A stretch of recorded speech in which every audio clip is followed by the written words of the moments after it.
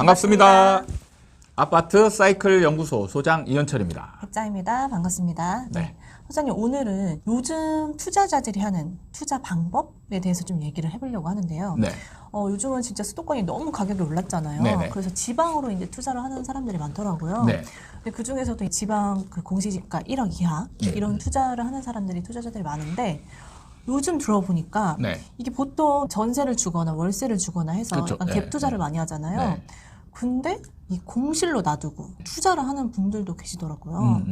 이전에는 집을 공실로 놔둔다? 이거는 생각도 못했던 일이잖아요. 네, 그렇죠. 근데 요즘은 그런 얘기들이 간간히 들리더라고요. 네. 이런 변화는 뭔가 트렌드인가, 내가 따라가야 되는 건가 궁금해서 가져봤습니다. 네. 이 공실 투자 뭘까요, 소장님? 이거의 가장 큰 원인이 뭐냐면 바로 임대차 3법이에요.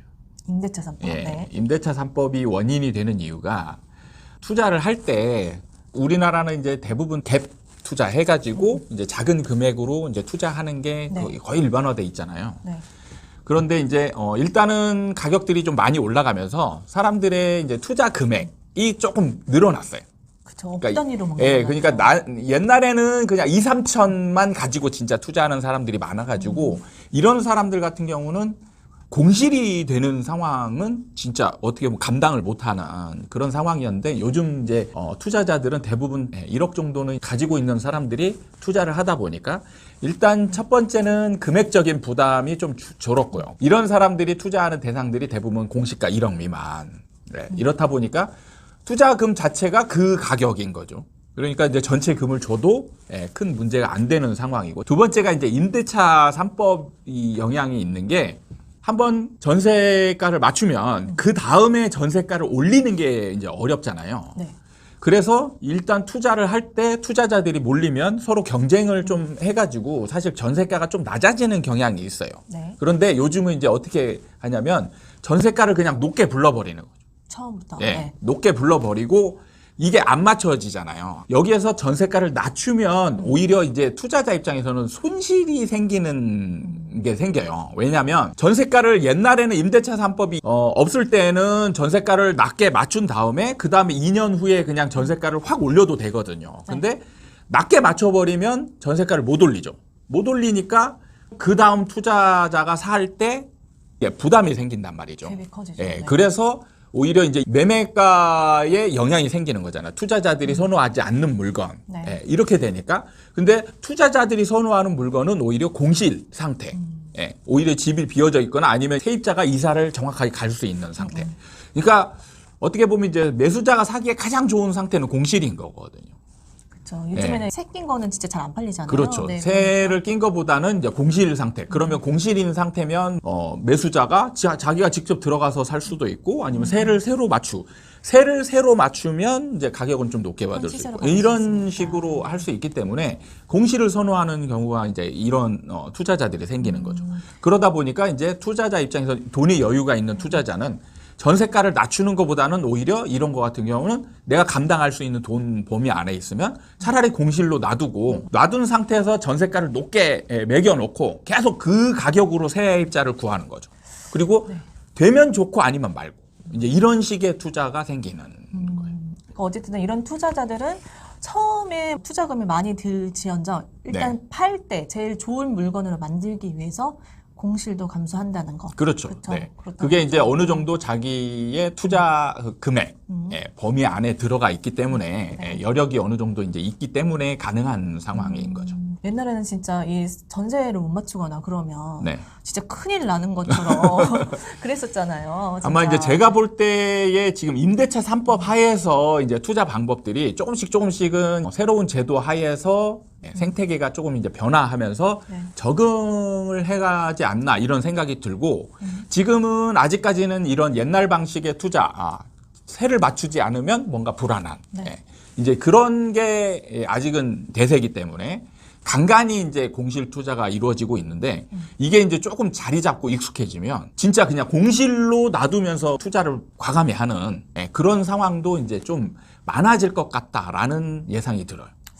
참 이게 새로운 환경의 개척차처럼 뭔가 새로운 길을 다 뚫고 가는 것 네. 같아요, 진짜. 그러니까 이제 시기별로 사실은 어쨌든 시세 차익이 생기는 게 확실하다 싶으면은 사람들이 과감한 이제 투자들을 이제 진행을 하는 거죠. 그쵸. 그래서 이제 앞으로 제가 볼 때는 이제 공실 투자, 좀 좋은 여력이 있는 사람들은 아마 공실 투자도 이제 많이 이제 생기지 않을까. 그래서 지금은 좀 익숙하지 않으니까 자금이 적게 들어가는 이제 공시가 1억 미만 투자할 때 이제 이런 일들이 좀 많아지는데 이제 이런 것들이 금액이 이제 늘어날 가능성이 있죠. 그래서 이제 실제로 아마 분양권 투자를 하시는 분들이 분양권 투자를 했다가 이제 입주할 때 세 맞추기 어렵다. 그럼 이제 일단 그냥 공실로 막 놔두는 거죠. 세를 아예 공실로 그냥 놔두는 게 아니고 이제 전세금을 높게 놔두는 거죠. 그러니까 이 가격에 그냥 부동산에 뿌리는 거예요. 이 가격에 맞춰주고 아니면 말고. 그러면 이게 어느 이제 시점이 되면 언젠가는 또 맞춰질 수도 있고 그렇죠. 그 가격에 맞춰지면 이제 나중에 팔 때 굉장히 도움이 많이 되니까 이렇게 이제 시도를 하는 사람들이 생기지 않을까 이런 생각이 듭니다. 그래서 보면은 약간 상가하고 이제 비슷한. 저도 방금 그 생각하려고 했거든요. 네. 이 처음 스타트가 되게 중요한 시기가 되었구나. 그렇죠. 이런 생각을 했는데. 그러니까 상가가 웬만해서 임대료 안 내리거든요. 네. 근데 이제 상가와 또 이 주택의 조금 다른 점은 뭐냐면 상가는 전세라는 임차가 없잖아요. 네. 월세가 있는데 상가에서는 이거를 공시를 좀 회피하면서 자기 부담도 줄이는 가장 좋은 방법이 뭐냐면 렌트풀이에요. 그러니까 임대료는 떨어뜨리지 않으면서 실제로 임차인한테는 임대료를 떨어뜨리는 효과를 내는 게 이제 렌트풀이거든요. 네.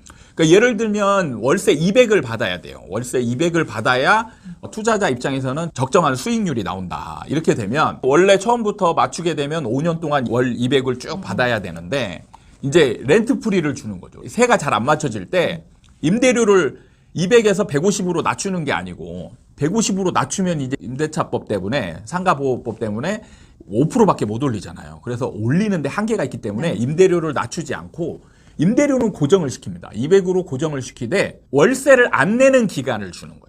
1년 중에 뭐 10개월은 내고 2개월은 안 내고 이런 그렇죠. 식으로. 이제 좀 작게 이제 준다 보면 한 2, 3개월 정도 렌트풀이. 심한 경우에는 1년. 1년씩 렌트풀이를 주는 데들도 있습니다. 장기간 계약할 경우. 아니요. 그냥 2년 계약하는데 2년 계약하는데 렌트풀이를 1년을 줘버려요. 근데 이게 가능한 이유는 뭐냐면 상가는 한번 들어오잖아요. 그러면 이제 시설을 하고 들어오잖아요. 네. 그럼 여기에 권리금이라는 게 이제 형성이 되면 시설 영업권에 대한 권리금이 생기거든요. 근데 이거를 내가 포기하고 그냥 나가게 되면 이게 다 날아가는 돈이 되잖아요. 네. 그래서 상가 같은 경우는 이 권리금 때문에 사실 2년 계약을 했다 하더라도 2년 후에 장사가 어지간히 안 되지 않고서는 그냥 나가는 경우가 없어요. 네. 그러니까 2년 계약하더라도 1년 렌트풀이 주고 1년 받더라도 그 다음에 이제 유지돼서 월세를 받을 수 있는 그런 게 이제 되기 때문에 이게 가능한데 주택은 좀 다르죠. 네. 주택은 이제 다르기 때문에 렌트풀이 개념을 쓰기가 좀 어렵다. 그래서 제가 궁금한 게 이게 지금 상승장에서는 어느 정도 공실 투자가 가능한데 네. 하락장에서 이런 방법을 쓸 수 있을까? 하락장에서. 예, 하락장에서 이런 방법을 쓸 수 있을까? 그래서 이제 이게 만약에 통한다. 그러면은 시장이 또 변화가 오는 게 뭐냐면 임대료가 떨어지지 않는다는. 그렇죠. 예, 그래서 지금 상가 임대료는 떨어지지 않고 있거든요. 네. 임대차 보호법 때문에 오히려 이 상승은 막을지언정 또 하락을 막는 역할을 해버리는 거예요. 네, 네. 그러면 지금 임대차 3법 이걸로 인해서 만약에 하락장에서도 임차료를 낮추지 않고 공실로 놔두면서 버티는 상황이 만약에 일반화된다. 그러면은 오히려 이제 임대료를 하락을 막는 역할을 임대차 3법이 또 하게 되는 거예요.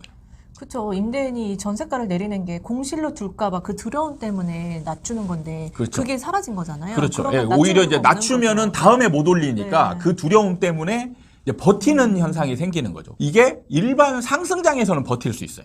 상승장에서는 버틸 수 있는데 하락장에서는 이제 버티기 힘들 거라고 예상이 되는데 네. 하락장에서 실질적으로 아직 지금 임대차 3법이 생긴 지 2년도 안 됐잖아요. 이 상황에서 아직 하락장이 본격적으로 이어지지 않았단 말이죠. 아직은. 그래서 저도 이런 상황이 이제 어떻게 변할지. 그러니까 새로운 상황인 거예요. 공실 투자라는 게 생기고 이제 공실로 버티는 임대인들이 생길 수도 있다.